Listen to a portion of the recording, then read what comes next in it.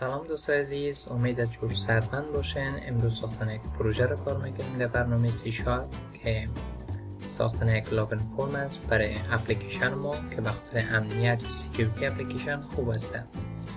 خب درس رو شروع میکنیم. ساختن لاگین فرم کار میکنیم. خب در قدم اول کاری که من انجام میتونم فرم خود انتخاب میکنم. در قسمت پروپرتیز استارت پوزیشنش مقدارش روی ولیوی سنتر اسکرین قرار میتونم که همیشه صفحه که باز میشه دوسط صفحه نمایش داده شود. از قسمت ویندو استیت مقدارش روی مکسیمایزر میمونم، یعنی همیشه وقتی که ویندو یا پنجره ما باز میشه به شکل بازار باز شود. دیگه در این قسمت ما آپشن شو آیکن چی میمونیم؟ فالز میمونیم، یعنی آیکن نداشته باشه. و از قسمت تکست میتونیم عنوانش مشخص بکنیم که فعلا عنوانش ما چی میکنم؟ حذف میکنم. کدام عنوان خاص برش مشخص نمیکنم. در قسمت بالا میریم بک کالر رو پیدا میکنیم، مقدارش روی کنترل است. در قسمت کستوم میریم، آپشن دومش انتخاب میکنیم، میمونیم به شکل وایت اسموک که کم ذره تاریک باشه پنجره ما زمانی که استارت میزنیم.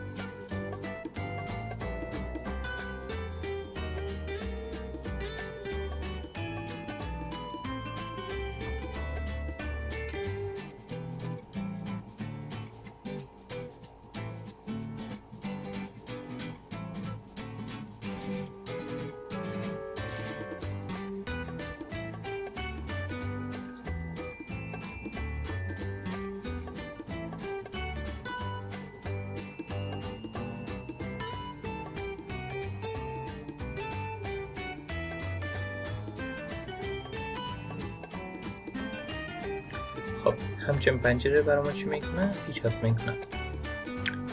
یک ذره صفحهش تاریک‌تر شد. این قسمت کلیک میکنیم، میریم در بخش کالر وب. از اینجا میتونیم وایت اسموک انتخاب کنیم که هم ذره نسبت به رنگ قبلی چی میشه؟ روشن‌تر میشه. خب اولین کاری که من در این قسمت انجام میتونم به تول باکس میرم. از اینجا میریم چی اضافه میکنیم؟ میتونم پنل اضافه میکنیم. شما پنل انتخاب کرد، درگ اند دراپ بکنید. درست است؟ به شکل باز میتونیم سایزی که باشه تعیین بکنیم. از قسمت بک کالر بین برای شکل رنگ تعیین کنیم. مثلا من رنگش میمونم 45 کام 50 کام 43. همچنین یک رنگی رو برش میکنیم تعیین میکنیم. خب رنگش قرار مقبول نامد، میمونیم 43 کام 45 کام 50 انتر. به این شکل رنگش تعیین کنیم. خب این کار که انجام دادین بالاش کلیک بکنین و فرمت کنین. از قسمت سنتر اند فور هورایزونتال انتخاب بکنین که به شکل افقی در وسط بیاین. و زمانی که بالاش کلیک کردین اینجا بیاین در قسمت انکر پوینت چی انتخاب میکنیم. میگیم به چارج هر لنگر یا انکر داشته باشن. تاپ، لفت، رایت. این که آپشن تک مارک کنین، بعدم بیرو کلیک کنین. بعدم به استارت بزنید. یعنی زمانی که شما استارت میزنید هر چه فکر صفحه‌تون بزرگ شده و این شکل پنل چی میشه؟ به اندازه صفحه بزرگ میشه، تنظیم میشه. خب به تول باکس کلیک میکنم و میریم اضافه میکنم میدان لیبل. یک لیبل اد میکنیم. در اینجا میریم تکستش هم مشخص میکنیم. مثلا تکستش میگیم جیم باشه. در قسمت بالا میریم فونتش هم میتونیم تعیین بکنیم. مثلا میگیم ایریال اراوند باشه. سایزش هم میمونیم مثلا 22 یا میتونیم سایزش ازی کردم بزرگتر بسازیم. میگیم 26. از قسمت فور کالر میتونیم رنگ متن زیر مشخص بکنیم. در قسمت پایین بین دیگه از این رنگ رو انتخاب بکنیم. من کنترل از کیبورد فشار میدم، کش میکنم. به شکل میتونم از اون لیبل کپی داشته باشم. تکستش تغییر میتونم به نام سیستم. در بالا میریم رنگ زیر تغییر میتونیم و رنگ سفید. هر دوش انتخاب بکنین. از این آپشن استفاده میکنیم. الاین میدلز به شکل افقی در وسط قرار میکنه یا تمامشان الاین میکنه. بعدا به اینستارت بزنیم. به شکل یک عنوان چی کردیم ایجاد کردیم. ما باز کنترل افشار میتونم از یک کپی میسازم. در قسمت پایان نشه میکنیم مثلا ورژن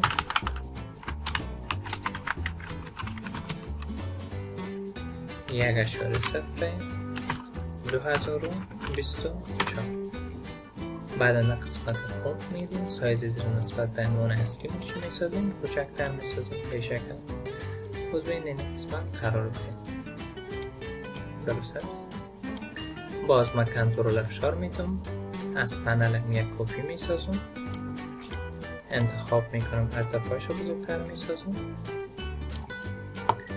بعدا به این قسمت انکر لنگر پایینش رو چی کنیم فال بکنیم، یعنی به 4 جهت لنگر داشته باشه. استارت. به شکل ساخته شد. بعد اینجا میایم یک دونه عنوان ایجاد میکنم به نام about system که اینجا ما یک انفارمیشن از سیستم رو باز چی میکنیم نشان میدیم. سایزش نسبت به عنوان اصلی کوچکتر باشه 20. فور کالرش رو میگیم به رنگ وایت اسموک باشه. به این شکل خیره تر میسازیمش. از این یک کپی میگیریم، سایزش کوچکتر میسازیم مثلا 16 باشه. مثلا یک سیستم برای جیمز ما میتونیم اینجا مثلا مشخصات تعیین بکنیم، مثلا add new student میتونیم در دیتابیس ما یا در پروژه ما یک شاگرد جدید ثبت بکنیم.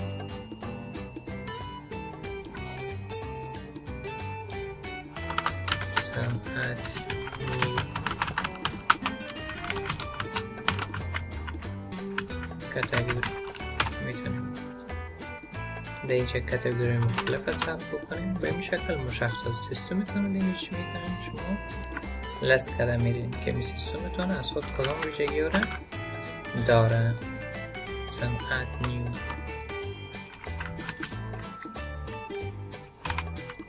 bed به این شکل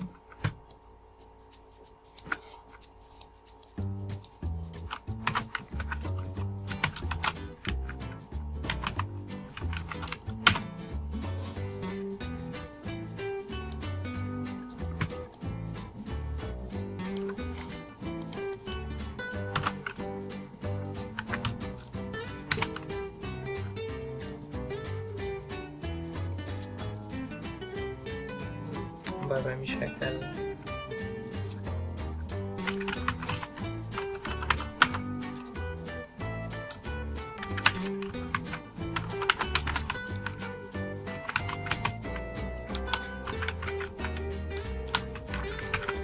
سمپل دیتابیس یک دیتابیس چی؟ ساده. این ویژگی ها مشخصات چی ما میشن؟ برنامه ما میشن. خب من این قسمت میکنم لیبلت میکنم. اینجا ما تایپ میکنیم تکسش میگیم نیم باشه که شخص بتونه یوزر نیمشه مشخص بکنه. بک تکست باکس ضرورت داریم که شخص بتونه نام خود وارد بکنه. در قسمت بالا میریم فونت از این میم تغییر میتیم. نوعد فونتش میگیم مثلا کلیپی باشه، سایزش هم 12. به شکل تنظیم میکنیم موقعتش سایزش لیبل انتخاب میکنیم که همسر لیبل هم کوچکتر بسازیم خوب است. نیم 16 باشه. به شکل کنترل افشار میکنیم کش میکنیم از یک کپی میسازیم. لیبل دورت تکسش هم مشخص میکنیم پسورد باشه. خب این کار که انجام داریم میم یک دانه پتونت میکنیم.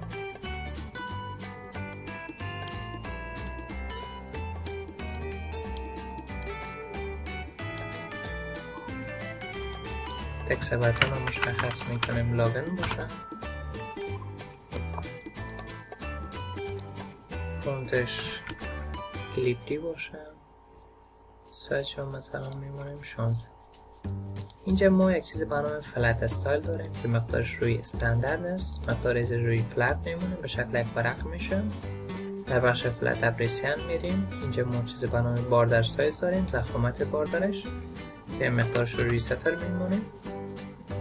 و در قسمت بک کالر میریم، بک‌گراند از رو مشخص میکنیم، به رنگ گولد انتخابش میکنیم، یعنی به رنگ طلایی باشه. اینجا فونتش هم میتونین بولد هم انتخاب بکنیم که اکثر مقبول تر شود. بعد باز به این یک بار استارت بزنیم. خب به این شکل ما یک صفحه ایجاد کردیم. اینا زمانی که ما صفحه خود بزرگ میسازیم باید تکست باکس هایی که در این قسمت داریم اینوی ساحه رو مکمل چی کنن؟ فل بکنن، یعنی پر بسازن. پس شما هر سه کنترل تان انتخاب بکنین، تکست باکس 1، تکست باکس 2 همراه بتون. اینجا در قسمت انکر شما به این لفت انتخاب بکنین، تاپ همراه رایت. به شکل این رو مشخص کرد استارت بزنید. حال زمانی که صفحه تان بزرگ شود مکمل اون ساحه رو بتون چی میکنن؟ پر میسازن. یه از قسمت و نسبتاً بر ما یک پنجره انعطاف پذیری چی میکنه؟ ایجاد میکنه. شما وقتی که صفحه رو خرد و بزرگ میکنید به شکل تکست باکس ها چی میشه؟ خرد و بزرگ میشه. خب این کار که انجام دادین باز بین در این قسمت سر باکس ها کلیک بکنین، نامشان رو مشخص بکنین. مثلا فعلا نام تکست باکس اول تکست باکس 1 است، یعنی در بین کد من میتونم از این نام استفاده بکنم. از قسمت نیم میتونیم نام آبجکتش رو تغییر بدیم. من نامش رو میمونم باکس نیم، انتر. و به می شکل باکس 2 رو میتونم نامش رو تغییر بدم، باکس پسورد باشه. پس ما چی کردیم؟ به این شکل نام تکست باکس های خودتان هستیم تغییر بدیم. خب فعلا وقتی که استارت هم میزنیم شخص میتونه اینجا یوزرنیمش رو تایپ بکنه و همچنان پسورد میتونه اینجا تایپ بکنه. همون پسورد برامون نشان میده. اگه بخوایم پسورد نشان نده به شکل یک کاراکتر باشه، با شما همون تکست باکس پسورد انتخاب بکنید. تکست باکس یک ویژگی به نام پسورد کد داره که میتونین مقدارش هم مثلا ستاره بونین، به شکل یک ستاره نشان میده. اگه شما به جای ستاره بین یک علامت 8 بونین، باز به جای پسورد که شما تایپ میکنید باز همون سمبول چی میکنه؟ نشان میده. درست هست؟ اینو میگیم زمانی که به لاگین کلیک شد یوزرنیم پسورد اگه درست بود برامون چی بکنه؟ یک پنجره جدید باز بکنه. خب ما چی کار انجام میدیم؟ اول میم پنجره اصلی ما رو میسازیم. این خب پنجره لاگین است. یک پنجره هوم ایجاد میکنیم. شما به این بالای پروژه رایت کلیک add new window یا new windows form میتونید یک صفحه جدید ایجاد میکنیم. من هم شما میمانم فعلا هوم. بعض تنظیمات میتونید اینجا انجام بدین، مثلا استارت پوزیشن همیشه در وسط باشه، ویندوز سیتش روی مجموعه قرار میدین، شو آیکن تصویر یا آیکن نداشته باشه، تکست هومش رو مشخص میکنیم. این تنظیمات رو چی کردیم؟ انجام دادیم. این رو ذخیره میکنیم. باز بعد شما به این بالای لاگین دبل کلیک بکنید. ما در قسمت بک اند میبریم. فرانت اند جای است که ما مین فرم خود دیزاین میکنیم، بک اند جای است که ما کد نویسی میکنیم. باز برای ما یک فانکشن جور کرده به نام بتون یک کلیک. زمانی که بالای بتون یک چی میشه؟ کلیک میشه. ما شرط میمونیم. میگیم f در صورت که باکس نیم دات تکستش یعنی متن داخل ما باکس دات ایکوال مساوی به 38 اگه بود. اگه بخوایم در داخل چند شرط تعیین بکنیم باز از سمبولش استفاده میکنیم، اند استفاده میکنیم و باکس پسورد ما دات تکستش دات ایکوال مساوی به ورود بود. دو صورت چی پر انجام بدیم. فعلا ما به شکل ساده یک مسیج باکس نشان میدم، یعنی نشان میکنم مسیج باکس دات شو.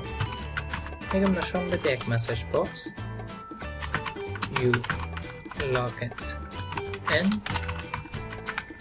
successfully. همچون مسیج باکس را میخوایم نشان بدم. استارت کرسر یک قسمت میمونیم، یوزرنیم تایپ میکنیم سیاوش، پسورد تایپ میکنیم روت، لاگن میزنیم، به شکل مسیج باکس نشان میده you logged in successfully. خب پس کدمون درست کار میکنه، فقط به جای مسیج باکس ما یک صفحه جدید اسم هوم میسازیم. پس نشه میکنیم هوم، نام آبجکتش بدل خطا است، نامش هوم میمونه، مسیج بنیم هوم. بعد نشه میکنیم هوم دات شو، از فنکشن چی استفاده میکنیم شو. الان زمانی که صفحه اصلی نمایش داده شد، ما صفحه لاگن خود باید پنهان بکنیم، یعنی ایده دیگه نباید نشان بده. پس در این قسمت نشه میکنیم this dot hide. this که اشاره به خود صفحه لاگن میسازه، یعنی اشاره به خود این کلاس میکنه. ما میگیم همین کلاس چی بکنه؟ پنهان بسازه، یعنی صفحه که مربوط این کلاس میشه و پنهان شد. خب در صورتی که یوزرنیم درست باشه و پسورد یوزرنیم مساوی به سیاوش و پسورد مساوی به روت باشه، این کار انجام میده. الان شما میتونید در ختم اف یک الستین بکنید. در صورتی که یوزرنیم پسورد اشتباه بود چی کار انجام بده؟ اینجا نشه میکنیم مسیج باکس دات شو، یک مسیج باکس نشان بده ایرو. مسیج میتونیم برای یوزر ما please check your username and password. این مسیج ما میشه که در داخل اون مسیج باکس نشان میده. بعد از کامل شما میتونید عنوان مسیج باکس رو مشخص بکنید، مثلا عنوانش ایرور باشه کامل. شما میتونید بتون مسیج باکس رو مشخص بکنید، باز اینجا از مسیج باکس بتون استفاده میکنید، مثلا دکمه اوکی رو نشان بده و بعدا کامل میمانید آیکن مسیج باکس رو مشخص میکنید، مثلا ایرور باشه. سیف برنامه خود استارت میکنیم، میم یوزرنیم تایپ میکنیم در یک قسمت سیاوش، پسورد تایپ میکنیم روت، لاگن هم میزنیم. به شکل یوزرنیم مساوی به سیاوش بود، پسورد مساوی به روت بود، ما لاگن شدیم، وارد برنامه شدیم. الان زمانی که یوزرنیم پسورد اشتباه باشه لاگن هم بزنیم، به شکل یک ایرور برامون نشان میده، تایتلش ایرور است، مسیج ما ایرور please check your username and password. بتون ما اوکی است و اینجا آیکن چی مانده بودیم؟ ایرور مانده بودیم. به این شکل میتونیم یک لاگن پیج با استفاده از برنامه سی شارپ چی بکنیم؟ ایجاد بکنیم. خب زمانی که ما یوزرنیم پسورد اشتباه تایپ میکنیم، اوکی را که زدیم باید تکست باکس ها خالی شد. در اصول شما میتونید اینجا نشه کنید باکس نیم دات کلیر، باکس پسورد دات کلیر و باکس نیم دات فوکس، یعنی بعد از اینکه تکست باکس ها خالی شد فوکس بکنه یا دقت بکنه و باکس یوزرنیم به این باکس. خب زمانی که ما استارت میزنیم یوزرنیم پسورد اگه اشتباه باشه لاگن اوکی را که میزنیم باکس ها خالی میشه و کرسر دوباره در داخل تکست باکس نیم قرار میگیره. به این شکل میتونستیم این حالت چی کنیم؟ تنظیم بکنیم. دیگه یک قسمت میمونه حالت نمایش پسورد، یعنی زمانی که شخص اگه خواسته باشه بتونه پسورد ببینه. بس من در یک قسمت میم چیز رو میکنم، از کنترل به نام چک باکس استفاده میکنم. در اینجا یک چک باکس حذف میکنم،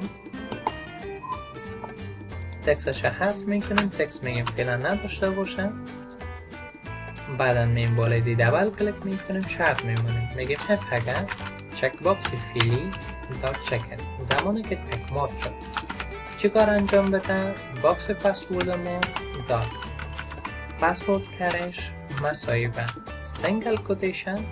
ببینیم ما یکی دبل کوتیشن داریم که با شفت ایجاد میشه و یکی سینگل کوتیشن داریم که بدون شفت ایجاد میشه. باز شما در داخل زی نشه کنین بک سلش 0. این باعث میشه که پسورد براتون نشان بده. اگر میخواستین پسورد نشان نده با شما الز میمانید، میگن زمانی که چک مارک نشده بود یا غیر فعال اگر بود باکس پسورد دات پسورد کرش مساوی به سینگل کوتیشن علامت هش یا هر سمبولی که خودتان قبلا تعیین کرده بودین اونو باید اینجا چی کنین؟ پاست بکنین. بعدا استارت بزن. خب حالا من تایپ میکنم یوزرنیم سیاوش، پسورد تایپ میکنم روت. زمانی که این آپشن تک مارک میکنم به شکل پسورد برای من نشان میده. اگه انتک باشه دیگه نشان نمیده و زمانی که بلاگن کلیک کنین صفحه اصلی تانو باز میکنه. خب اینا اگر خواسته باشین میتونین همیشه به شکل فول اسکرین باز بکنین صفحه تانو، یا میتونین از این مقدار نرمال انتخاب بکنین، اون سایزی که فعلا تعیین کردین اون سایز باز به صفحه نشان میده. بینش خب تعیین کردن موقعیت ازی و بدل خودتان هستن که چقدر فضا را میخواین از صفحه دار بگیره پنل هایتان. باز به شکل چی میکنین؟ تنظیمش میکنین.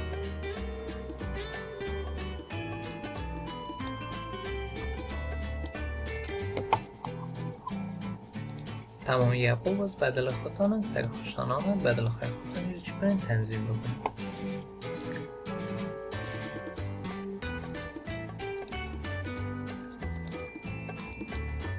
خب دوستای عزیز این بود درس امروز ما. امیدوار هستم که به دردتان خورده باشه. اگر ویدیو خوشتان آمد میتونید ویدیو ما را لایک بکنین، چینل ما را سابسکرایب بکنین و همچنان